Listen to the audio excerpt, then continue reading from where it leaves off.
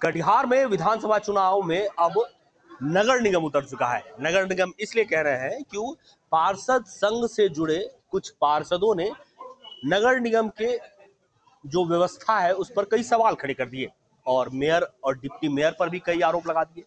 इन आरोपों को मेयर और डिप्टी मेयर खुद सामने आकर पूरी तरह से नकारते हुए खारिज कर रहे हैं। जहां तक उन्होंने कई आरोप लगाए, कई सवाल खड़े किए। कुल मिलाकर जो पार्षदों और मेयर डिप्टी मेयर के साथ इस बैठक में उन सभी आरोपों को का खंडन किया गया है और बेबुनियाद आरोप बताया गया है। क्या कहती हैं मेयर और डिप्टी मेयर, दिखाते हैं आपको इस रिपोर्ट में।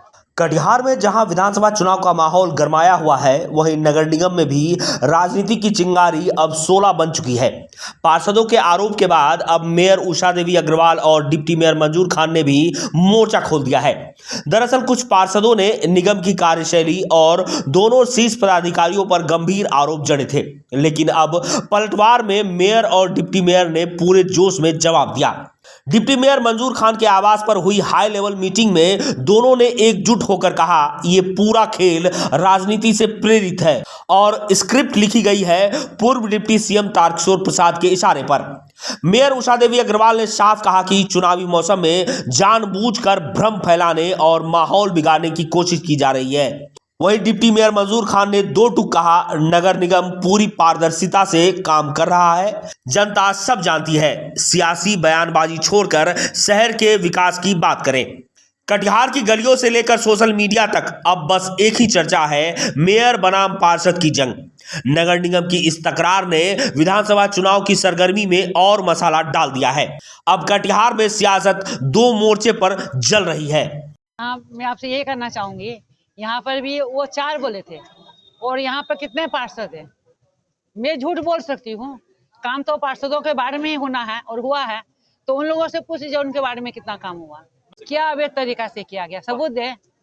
है देखिए, आप आज हम आप पर आरोप लगा सकते हैं, आरोप लगाना तो बहुत आसान है, लेकिन उसको सबूत भी तो देना पड़ेगा ना। सबूत दे कि किस तरह अवैध बहाली हुई। आप लोगों से पूछना चाहती हूँ कि भगवान की दया से मुझे कुछ कमी नहीं है, आप सभी को पता है, और मैं अगर गबन भी करूंगी तो मिट्टी का ही गबन करूंगी, क्या और कुछ नहीं मिला हमको करने के लिए, मिट्टी ही चोरी करूंगी। बैठक करने का किसका अधिकार है? नगर आयुक्त ना बैठक बुलाएगा तो उसके लिए हम पर क्यों आरोप लगा रहे हैं? ये चुनावी हथकंडा है। जैसा कि आरोप तो हर कोई किसी पर भी लगा सकता है, उन लोगों ने क्या आरोप लगाया कि पूरी दाल ही काली है। तो एक मिनट भैया, एक दिन में तो दाल काली नहीं हुई, दाल काली होने में थोड़ा टाइम तो लगा होगा। तो इतने दिन वो लोग चुप क्यों थे? उन लोगों ने क्यों नहीं उजागर किया? पहले क्यों नहीं बोला कि दाल काली हो रही है मैडम, या हमको नहीं बोले तो आप लोग से जैसे आज प्रेस वार्ता की है उसमें भी प्रेस वार्ता करके बोल सकते थे कि भैया निगम की दाल काली हो रही है तो आप लोग थोड़ा देख लीजिए। ये पूरी राजनीति माहौल बनाया गया है और इसमें विधायक जी का हाथ है। मैं आप लोगों को बतला दूं, जब कुमार मंगलम यहाँ पर रह रहे थे तो हाजीपुर साइड में वो घर भाड़ा में लेके रह रहे थे, उसके मकान मालिक तक को विधायक जी ने तंग कर दिया कि इसे घर खाली करा लो। उन्होंने घर खाली करने के लिए उनको बोल दिया। ये पूरा गेम उन्हीं का, पूरा गेम उन्हीं का। ये चारों पार्षद जो बोल रहे हैं, मनोज मिश्रा, प्रमोद महतो, मनोज राय कोई पार्षद नहीं है, मनोज मिश्रा कोई पार्षद नहीं है, एक की पत्नी है और एक की माँ है, और बिट्टू घोष और प्रमोद महतो पार्षद है। लेकिन इन लोग का सुबह से लेकर रात में 11 बजे तक नगर आयुक्त के यहाँ बैठना है। नगर आयुक्त कोई फाइल होती है, मनोज मिश्रा का बहुत ज्यादा कानून का ज्ञान है, उनसे पढ़वाते हैं तो फिर उसको साइन करते हैं। आयुक्त किसी के इससे ज्यादा मैं क्या बोलूंगी? चुनाव आयोग ने क्या किया है बतला दीजिए, क्या किया है चुनाव आयोग पर कार्रवाई क्या है? अच्छा, मैं एक बात पूछते हैं भैया, कोई भी स्टाफ किसी भी विभाग में काम करता है, छुट्टी के समय तो वो फ्री है, कहीं भी जा सकता आ सकता। अगर दिवाली के दिन मेरे बेटे का नॉमिनेशन था और किसी के घर के आगे से गुजर रहा था, कोई वहां पर खड़ा हो गया और मेयर को देख के हाथ जोड़ लिया, उसके ऊपर उन पर कार्रवाई कर दी गई, ये कहाँ की व्यवस्था? मैं क्या कहूँगी, सभी पार्षद लोगों से आप पूछिए, सभी हम लोग खंडन करते हैं। और अगर किसी ने आरोप लगाया है, जैसे मट्टी का उन्होंने आरोप लगाया कि हम मट्टी का गबन किए हैं, तो मट्टी के गबन में ये बात हुई कि जिसने वहाँ उदामा रेखा में जो हम लोग का कचरा सफाई करने का प्लांट लगा हुआ है, उसको कचरा भी साफ करना, उसके कचरा से जो डस्ट निकलेगा उसको भी साफ करना है। उसको हाइबा की जरूरत थी डस्ट साफ करने के लिए, तो उन्होंने मेरे कंपनी से हाइबा भाड़ा में ली और अपना कचरा साफ किया। अब उसको वो कंपनी बताएगी ना कि वो कचरा ले जाके कहाँ फेंका।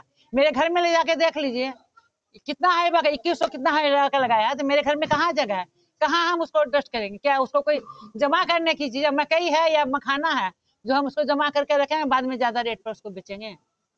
ये तो शुरू से पहले तो एमएलसी साहब के प्रॉपर्टी पर फेमस होने से चल रहे थे, फिर मेरा मेयर बनने से हो गया, तो इनको लग रहा कि बेटा भी हो जाएगा, तो मेरा तो पूछ खत्म हुआ। तो डिप्टी मेयर थे, डिप्टी मेयर से भी विधायक है, मेरा तो विधायकी भी चले जाएगी, तो उसी से चले से यही काम कर रहे हैं। कुछ मनमुटाव वगैरह है क्या? कुछ बातें आ रही थी कि मेयर खफा है किसी बात को लेकर के विधायक से हम खफा इसीलिए कि नगर आयुक्त को जो लाके बिठा दिए हैं, नगर में निगम में कोई काम नहीं करते हैं।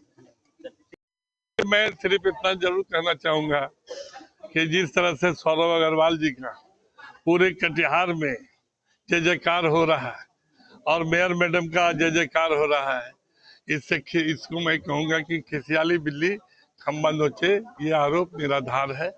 किसी तरह से ये आरोप सही नहीं है, गलत है। नगर निगम में जो बहाली हुई है या नगर निगम में जो 4th ग्रेड के कर्मचारी है, उनका बहाली जो है बोर्ड के आधार पर होता है और बोर्ड से निर्णय लिया जाता है, और बोर्ड से निर्णय लेके ये टेम्पोररी है, वो 3 साल 5 साल के लिए रहते हैं, और उसका पुनः जो है अगर बोर्ड डिसीजन देती है कि नहीं वो रहेंगे तो रहेंगे। उनका जो है किसी तरह से जो है कोई परमानेंट जॉब नहीं है, ये टेम्पोररी जॉब है। और कटिहार के गरीब लोगों के लड़के वहाँ काम कर रहे हैं, बेरोजगार लड़के काम कर रहे हैं। वो कोई मेयर के या डिप्टी मेयर के या किसी पार्षद के कोई भाई भतीजा नहीं, वो कहीं न कहीं समाज के बेरोजगार लोग हैं, जो पढ़ लिख के बेरोजगार हैं। और हम धन्यवाद देते हैं कि बेरोजगारी में उन लोगों को अगर कुछ काम मिला है तो निश्चित जो है उनके घर में जो खुशहाली आई है, इसके लिए मेयर को हम धन्यवाद देते हैं। देखिए वो LED लाइट जो है जो खरीदा गया है वो बजाते टेंडर से खरीदा गया, और टेंडर में जो रेट होता है वो रेट को DM के यहाँ से जो उनकी कमेटी बनी हुई है, वो कमेटी उस रेट को अप्रूव करती है, तब सामान खरीदा जाता है। तो रेट अप्रूव्ड है, उसके बाद खरीदा गया है। और उसका जहाँ तक रेट का सवाल है, तो रेट जो है कोई बहुत बड़ा रेट नहीं है, जो एक रेट होना चाहिए उसी रेट के आधार पर है जो कंपनी अपना रेट दी है। और ना केवल एक कंपनी रेट देती है, क्योंकि GM पोर्टल से होता है, सैकड़ों कंपनियां अपनी जो है रेट देती है, और उस रेट के आधार पर फिर मीटिंग होती है, और मीटिंग में जो निर्णय होता है उस निर्णय के आधार पर नहीं। देखिए वो तो मैंने पहले कहा है कि कुछ लोग बाइस होकर के किसी एक उम्मीदवार के पक्ष में अपने इस तरह की बात करके मेरे मेयर के छवि को बिगाड़ने का प्रयास किया जा रहा है।